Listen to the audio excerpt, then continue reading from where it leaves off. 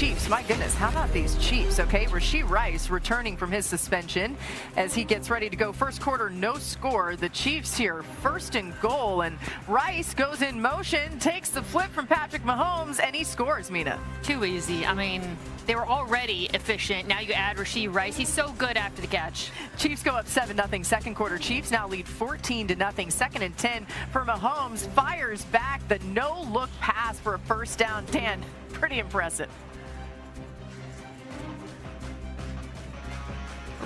I saw it the same way as you. Right. They're on the same page already. I love it, Dan. Mahomes hitting Rice one more time for a touchdown. Mina, the Chiefs lead 21-0. Yeah, Dan talked about the connection. He sees the one-on-ones. Rashee Rice, he knows he can hit him in the back shoulder. He'll come down with it for the touchdown. There he goes again, drifting around and finds Xavier Worthy for the first down. And this is when you're thinking, I know it's against a depleted Raiders team, but they look like, once again, a Super Bowl favorite, these Chiefs. Later in the drive, Chiefs with 2nd and 2 from the Raiders 7. Isaiah Pacheco running 7 yards into the end zone for the touchdown. Chiefs score a touchdown on each of their first 4 drives, going to win 31-0. The final score was 31-0, but may have been even more lopsided than that. The Chiefs had as many first downs, 30, as the Raiders ran plays on offense. It's the second time since 1950 a team's done that. The other came in 1999 with the Browns in their first game back after a 3-season absence. The 30 plays, second fewest by any team since 1950. I was looking at our friend Daniel Jeremiah. He put something on Twitter where he said he was watching all of the offensive possessions for the Raiders, and it took him 4 minutes and 44 seconds to watch the entire thing. Dan, that Chiefs offense, though, is finally at full strength. Just how much better are they now than they were what we saw week 1? Yeah, I owe a public apology to Xavier Worthy and Rashee Rice. I didn't know these guys would make that much of an impact. I knew they were very good players. I would tell you the Chiefs, in the matter of 3 weeks, and really getting those guys back healthy, and then schematically adding some things, have gone from a below average offense to a top 5 offense in really 2 critical areas that we constantly talk about. Number 1, third downs. Before these guys came back over the last 3 weeks, they were 15th. Now they're 3rd in the NFL in third down conversions. If you look at the second blank, or the second space, red zone. I mean, they were, again, very average in the red zone. Now they're top 6 in the NFL. And so watching the way that, like, in those situations, how creative Andy Reid and Matt Nagy are again, it reaffirms, like, the impact of having, 1, the speed, and then 2, the ability to just get the ball in his hands type of guy with Rashee Rice. I was blown away by how good he looked yesterday. This offense is, I feel like I've been saying it for a couple weeks now, it's the best offense we've seen in Kansas City for at least 2 seasons. Yeah, I agree. You know, with Andy Reid, I have a kind of a rule of thumb. You know he's in his bag when the screen game is clicking in Kansas City, which has been the case for many years, and it was clicking. We talked about Rashee Rice and Xavier Worthy, but another element to the passing game that I think is really important has been the emergence of Rashard Smith, the young running back, again, on those screens. They threw him 4, 3 popped off for big gains. Some of that was the execution of the blocking, the offensive line, and also skill players. Tyquan Thornton, I thought, had a really nice block. But I think they figured out that Smith, in addition to Rice, because of his vision as a ball carrier with the ball in his hands, is able to turn what should be 6-7 yards into 9+. You saw that multiple times in this game. Yeah, Andy Reid, first shutout win, 427 career regular season games as a head coach. Go ahead, Dan.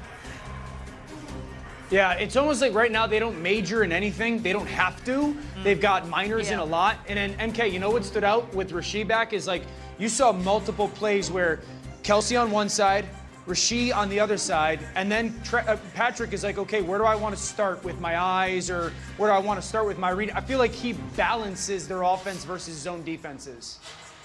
Ooh, interesting. All right, let's talk about the Colts. I'm excited to get to this team with you guys. They want to get a little more back on track, trying to stop their 2-game losing streak at the Vikings. Mid-first quarter, no score. Eagles 4th and 4. The Vikings 37. Jalen Hurts to A.J. Brown for the touchdown. Jalen Hurts shows patience in the pocket. I love the aggression of Nick Sirianni going forward on 4th and 4. And when you throw the football in the stands like that, it's because you're thinking about dang time. Yeah, that's a nice change. The Vikings down 7-3. There's Carson Wentz pass intercepted by Jalix Hunt, who returns it for the pick 6. This was a great pressure call by Vic Fangio.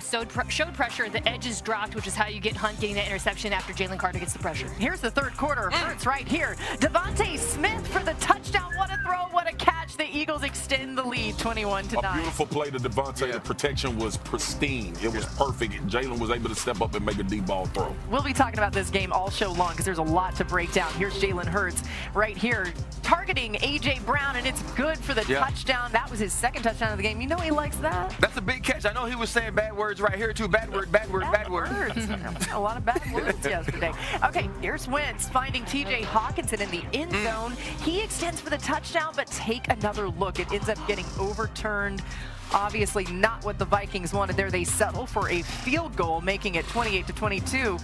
Ensuing Eagles drive, under 2 to play. This was unbelievable. Deep throw to A.J. Brown to put this one away. The Eagles win it 28-22. Here's Saquon Barkley after a big win. The only thing that matters is winning. The only thing that matters is winning football games. And however it looks, like, people, I don't get it. Like, people get caught up in how winning looks. Like, winning is supposed to be our team versus their team, and we have more points than them when the clock is at 0. And if it's Jalen dropping back 75% of the time, if that's what it takes, that's what it takes. If it's us running the ball 75%, that's what it takes, is what it takes. Like, obviously, you would love some type of balance. We all would love, to he have 200, he have 200, I have 200, blah, blah, blah, blah. It's not the reality. It's not, this isn't Sims. This isn't Madden. This is real life.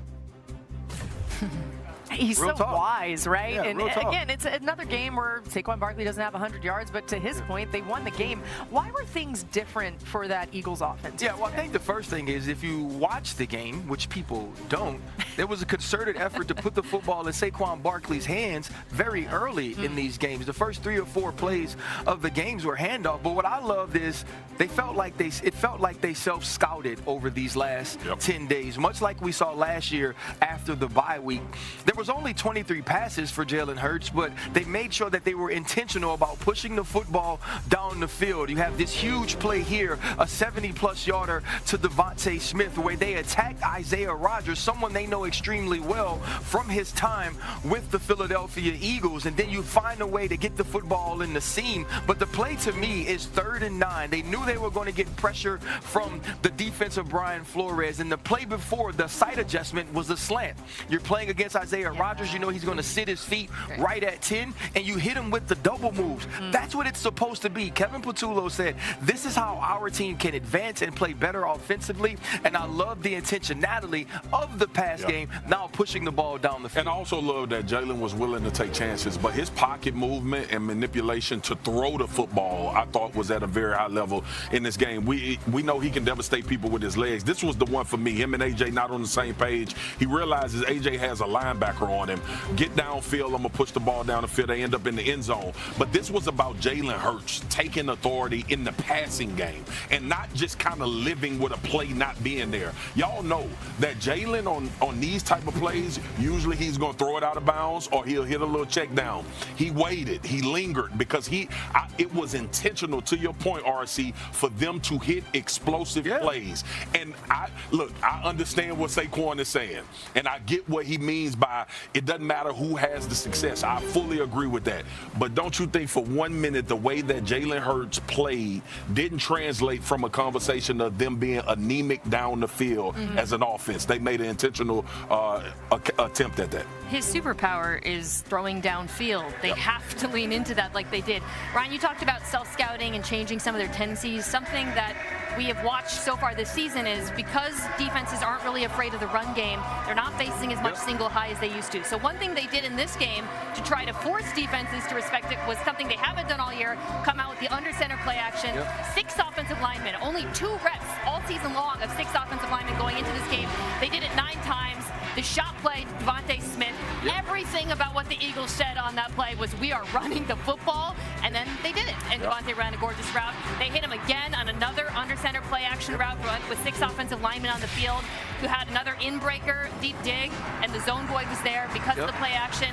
It was exciting to see something a little bit different from this Eagles offense, something they can build on going forward. And I think that's what you have to do, though. That's what the good teams are, right? They find ways that if we have weaknesses, how do we minimize those and accentuate our strengths? And we saw Kevin Patullo finally quickly figure that out in his first year as the OC. And also understanding Brian Flores that you were going to get man Yeah. a lot And of pressure. times in this game and pressure as well. To do it against a Brian Flores defense that is known for being exotic and doing all those things, even more impressive. Jalen Hurts, 300.